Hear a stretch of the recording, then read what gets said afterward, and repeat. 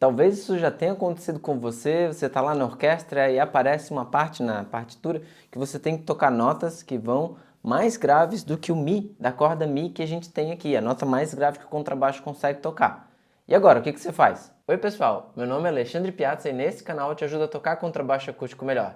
Hoje a gente vai entender os motivos por que isso acontece e como é que a gente resolve, como é que a gente toca notas que vão mais grave do que a nota mais grave que a gente tem no instrumento. O primeiro motivo disso acontecer, ou por que isso pode acontecer da gente receber uma partitura que vai para notas que não estão na região do nosso instrumento, é que provavelmente essa partitura foi escrita pensando em outro instrumento ou outros instrumentos. Antigamente, no período barroco, existia a prática do baixo contínuo. Quando o compositor escrevia o baixo contínuo, ele escrevia uma linha de baixo em clave de Fá, que pode ser tocada pelo cravo, pelo violoncelo, pelo violone, que é um instrumento mais antigo que o contrabaixo, ou pelo fagote, por exemplo, instrumentos graves. Alguns desses instrumentos têm notas mais graves do que o nosso contrabaixo aqui, por isso essas notas estão lá. No período clássico, era muito comum que o compositor escrevesse somente bassi, entregasse a mesma partitura tanto para o baixo quanto para o cello, porque bassi significa baixos em italiano. E vale lembrar que o contrabaixo acústico é um instrumento que toca notas uma oitava abaixo do que é escrito. O cello consegue tocar até esse dó.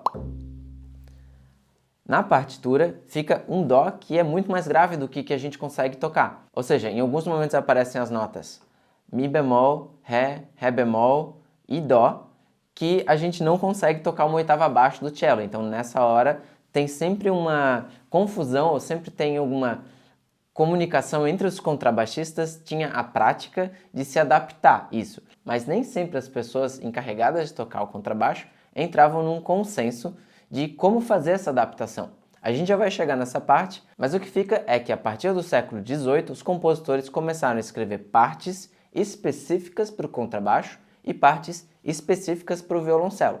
Assim não tem essa confusão de saber como adaptar ou o que tem que fazer na hora que as notas vão mais para o grave do que a gente está acostumado a tocar. Mas ainda hoje é muito comum a gente receber arranjos que foram feitos originalmente para tuba ou para fagote e são entregues assim pra gente, aí a pessoa fala, agora toca aí, e você vai ver tem um monte de nota grave que a gente não consegue tocar. E aí, tá gostando desse vídeo? Eu te convido então a clicar em curtir e a compartilhar ele com alguém. Você também pode se inscrever aqui no canal e ativar o sininho. Assim, quando eu botar vídeos novos, o YouTube vai te avisar. Mas nem sempre é uma questão da pessoa que escreveu, do arranjador ou do compositor, ter escrito pensando em outro instrumento. Existem contrabaixos com 5 cordas, ou seja, ele recebe uma corda mais grave, e também existem contrabaixos com extensões, assim a gente consegue, através de chaves, chegar em notas mais graves. Além disso, existem outras formas de afinar o baixo, que nos permitem também atingir notas mais graves. Eu já fiz um vídeo sobre isso, se você tem interesse nas afinações do contrabaixo, é só clicar no card e ir lá assistir e entender essas afinações diferentes que o nosso instrumento tem. Tá bom, a gente viu agora as questões, por que isso pode acontecer normalmente, por que isso acontece, mas e aí, como é que a gente resolve? A gente afina o baixo de forma diferente, a gente toca uma oitava acima, não toca as coisas que estão escritas que vão para o grave, como é que a gente faz? Se você tiver um baixo de 5 cordas ou um baixo com extensão, é claro que o problema está resolvido, é só chegar lá nas notas graves e tocar elas que você vai conseguir resolver esse problema bem rápido. Você também pode sim afinar o teu contrabaixo de forma diferente, mas isso é relativamente difícil porque você vai ter que primeiro se adaptar ou se acostumar com essa afinação nova, e eu sugiro que você não faça isso se você tiver que trocar de afinação. Por exemplo, no meu recital de formatura lá na Alemanha, eu tive que tocar com 2 baixos, porque uma das peças que eu tocava, ela pedia para o baixo estar afinado em afinação de orquestra. E as outras peças, estavam pedindo para a gente tocar com afinação solo, ou seja, eu tinha que tocar um tom acima, com cordas especiais, com cordas solo, e depois não valia a pena afinar o baixo com a afinação de orquestra, um tom abaixo, simplesmente porque o baixo não pega a afinação assim rápido, ele começa a desafinar. E esse é o motivo pelo qual eu acho que você não deve fazer isso de ficar desafinando o baixo só para tocar uma música ou só para tocar uma parte de uma música. Não vale a pena, o baixo não vai pegar a afinação, é difícil se adaptar, você pode se confundir, olhar e voltar a tocar como o padrão, de afinação padrão, não dá certo, a maioria das vezes isso não dá certo. Bem, deixar de tocar as notas não é uma solução. Você deve tocar sim as notas, mas aí você deve transpor elas uma oitava acima. Eu trouxe aqui um exemplo agora da música O Canon, do Pachelbel, e a gente tem ali uma nota Ré. Fica muito estranho não tocar essa nota Ré.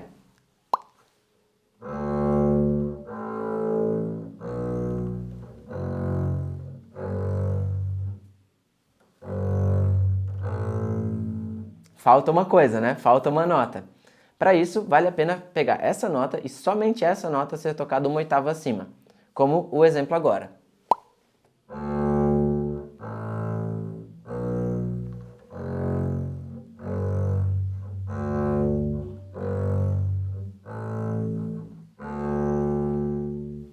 Fica bem melhor, todo mundo na orquestra vai conseguir ouvir as notas, que é importante o baixo tocar notas, essas notas são fundamentais para a orquestra conseguir tocar as outras melodias, e aí você já resolve o problema daquela nota que você não conseguia tocar. Essa ideia também funciona muito bem para Anacruze. Dá uma olhada nesse próximo exemplo que eu trouxe aqui, a gente tem agora uma semínima pontuada e uma colcheia.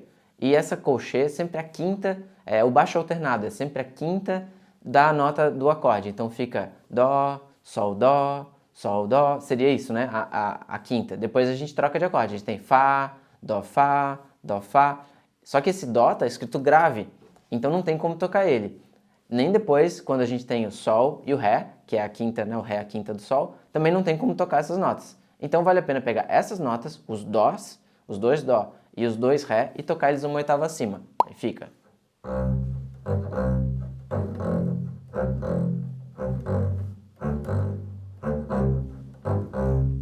Nesses casos que a gente tem uma Anacruze, ou nesses casos em que uma nota só pode ser oitavada, funciona muito bem só oitavar uma nota, mas nem sempre isso vai funcionar. Na maioria das vezes você tem que analisar bem o trecho para poder respeitar a ideia musical, para poder respeitar a frase. Agora, por exemplo, a gente tem uma escala de Dó maior, que vai da nota aguda, de uma nota aguda, até um grave, que a gente não consegue tocar nem a nota Dó, nem a nota Ré. Nesse caso, a primeira ideia que aparece pra gente é oitavar somente as notas que a gente não consegue tocar, o Ré e o Dó. E aí vai soar assim. Já funciona, mas a ideia musical pode ser também feita se a gente chegar até o Sol, a nota Sol, e depois oitavar todo o resto. Então fica Dó, Dó, Si, Lá, Sol. E a gente oitava Fá, Mi, Ré, Dó. Dentro de um contexto de duas oitavas, eu vou repetir isso através de duas oitavas, vai ficar bem mais claro de por que soa melhor tocar a segunda opção.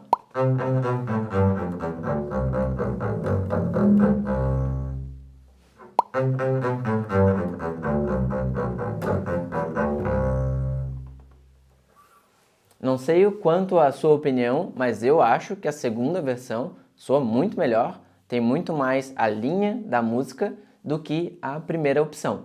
Existem outras figuras ainda que podem ser mais difíceis da gente pensar soluções, como é o caso dessa figura que eu trouxe para vocês, que a gente tem um Mi, um Ré sustenido, que não dá para tocar porque o Mi é a nossa última nota, depois Mi de novo, Fá natural e Fá sustenido.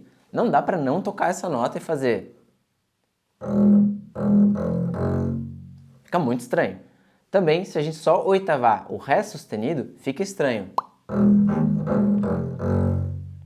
Porque a ideia musical, a ideia dessa figura não é essa. Outra opção seria a gente subir só o Mi e o Ré sustenido e todo o resto tocar uma oitava abaixo.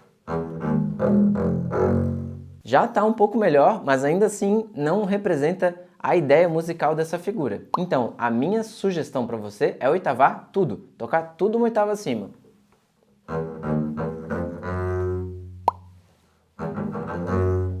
Ouve só a diferença das três opções de resolução desse problema, né, dessa nota.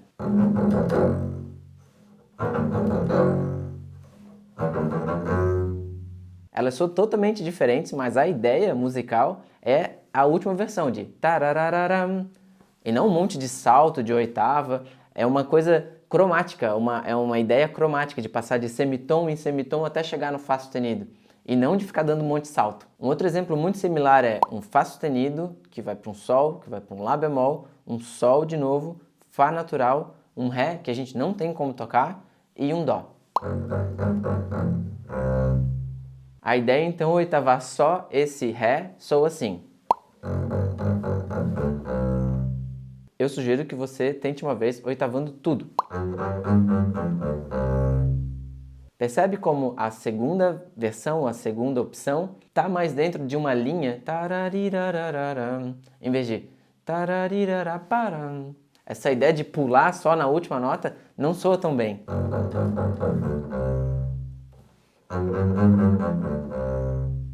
Como você viu aqui, esse tema gera bastante discussão porque nem sempre as pessoas vão concordar na melhor forma de resolver esse problema.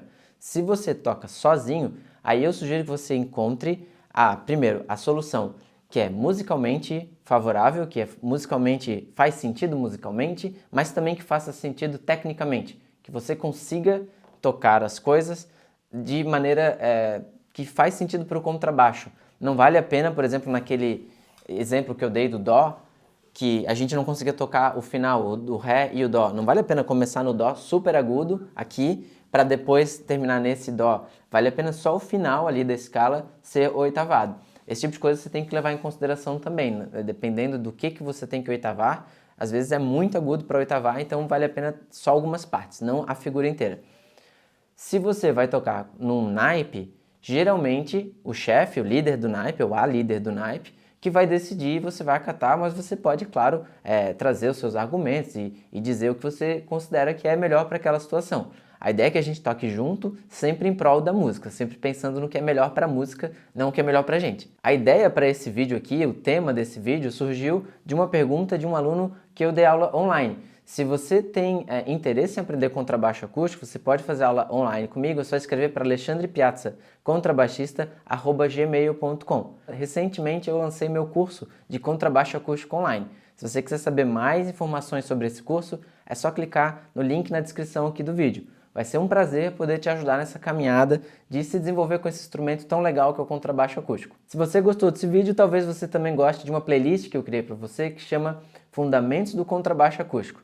Lá tem vídeos sobre afinação do instrumento, posicionamento dos dedos, exercícios de arco, exercício de pizzicato. Tem um monte de coisa lá, dá para passar um tempão aprendendo. É isso aí, valeu e bons estudos para todos nós!